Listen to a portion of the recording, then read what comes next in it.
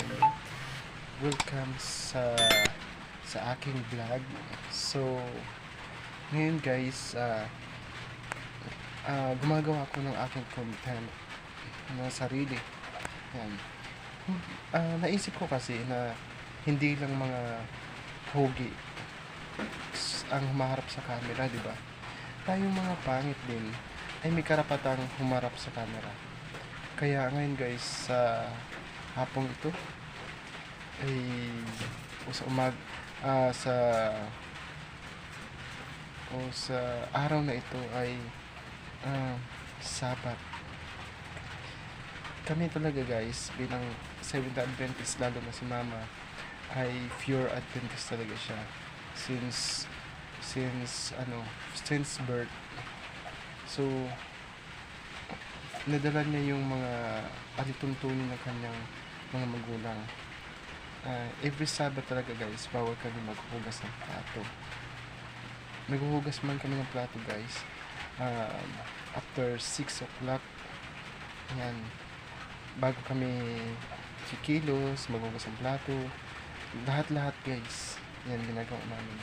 So actually guys, nakikita niyo naman na hindi naman ako sumisimba. Hindi sa nagtatampo ako sa kanila, kundi siguro dala na rin ng pagod sa trabaho siguro.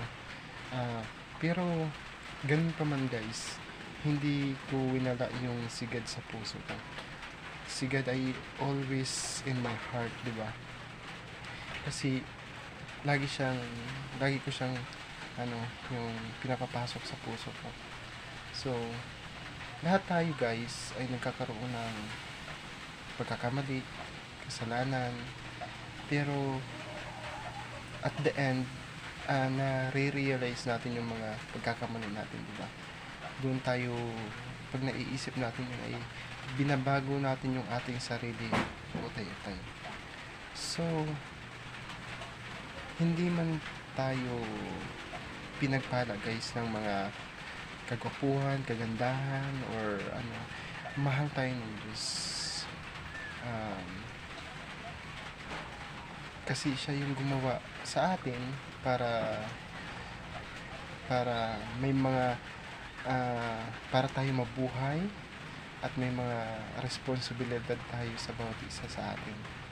Responsibilidad natin na tulungan ng ating mga magulang, responsibilidad natin na ito pa rin yung mga alituntunin ng ating mga magulang, tulad na lang yung pagsimba. Kaya guys, sa work, pagka nag-work talaga ako guys, inuuna ko man tanungin sa aking qualification, sa aking magiging amo kung may sabat ba. So kung may sabat, saka ako didesisyon na pumasok. Kasi guys, si Mama talaga ayaw kaming payagan na magtrabaho ng araw na Sabat. Siyempre, mga magulang natin yun, dapat natin sundin. Lalo na yung kanyang mga alituntunin bilang isang magulang sa kanyang relihiyon, sa ating relihiyon, diba? Beside that guys, kung may mga katanungan tayo about sa mga pagkain, bawal talaga sa amin guys, yung baboy, di ba? Dahil sa salitang baboy pa lang guys ay marumi na, di ba? Also, kung kakainin pa natin, di ba? So, pinapagalitan talaga kami guys na kumain talaga ng baboy. Bawal talaga sa aming religion guys. Nakasaad naman talaga guys sa Biblia na pinagbabawal ang mga pagkain marurumi. Yan. Kaya si Mama guys ay vegetarian.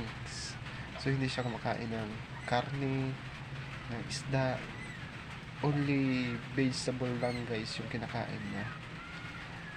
Mahirap lang kasi hindi ko masuportahan yung kanyang ah, yung pangangailangan kasi syempre sa hirap ng buhay ngayon, di ba?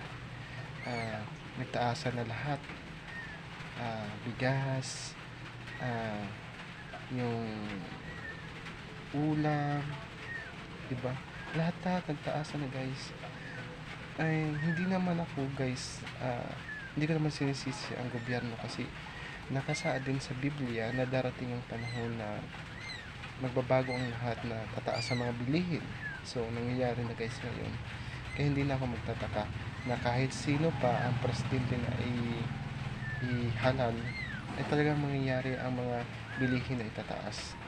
So sigad kasi yung nagbibigay niyan na upang matupad ang propesiya, di ba? So guys, sa hapong ito ay sana mabuti kayo sa inyong mga tahanan, at saka um, at sumunod kayo sa inyong mga magulang. Oo, hindi tayo perfectong anak, hindi sila perfectong magulang, pero kailangan pa rin natin sundin yung kanilang mga hinaing, di ba? Kaya sa hapon, guys, thank you.